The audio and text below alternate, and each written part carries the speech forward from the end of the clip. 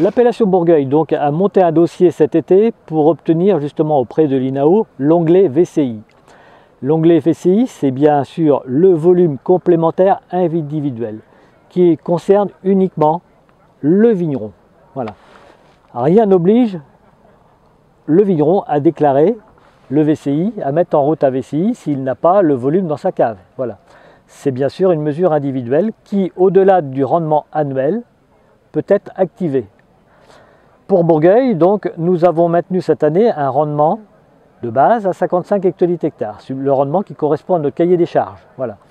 Si l'année est généreuse, si on constate certaines exploitations qui sont à 57, 58, on pourra mettre en place une demande de VCI pour l'appellation Bourgueil. Voilà. Mais avant cela, il faut aussi s'assurer qu'il y ait suffisamment de vignerons.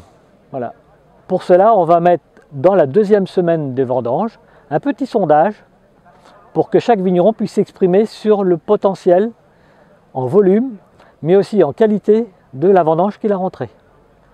Il serait aberrant de demander un VCI sur un petit millésime qualitatif. Voilà, c'est une réserve qualitative, ce n'est pas une réserve économique, c'est une réserve qualitative.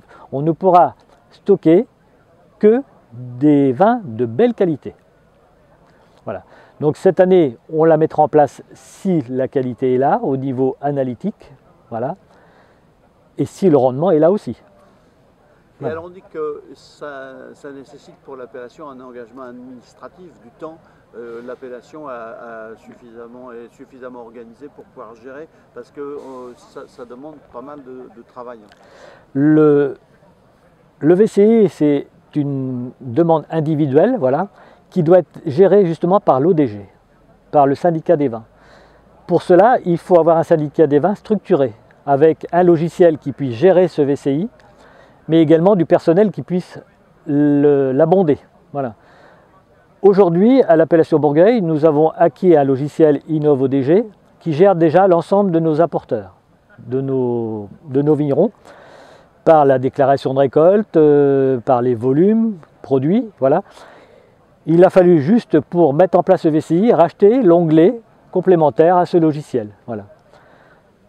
Tout ce VCI sera géré par l'ODG et contrôlé par le CIVT, par le comité d'inspection des vins de Touraine, pour bien valider les bonnes procédures vis-à-vis de l'INAO.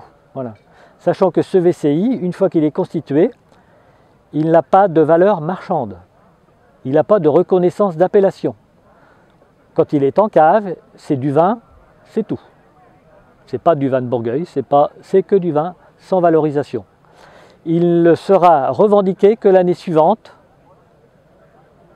au moment de son déblocage, si il y a besoin.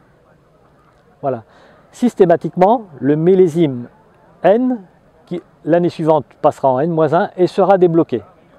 Ou sera détruit si le millésime suivant est encore meilleur. Donc il y a toute une explication qu'on fera passer à nos vignerons au moment de la mise en place pour bien comprendre le fonctionnement du VCI.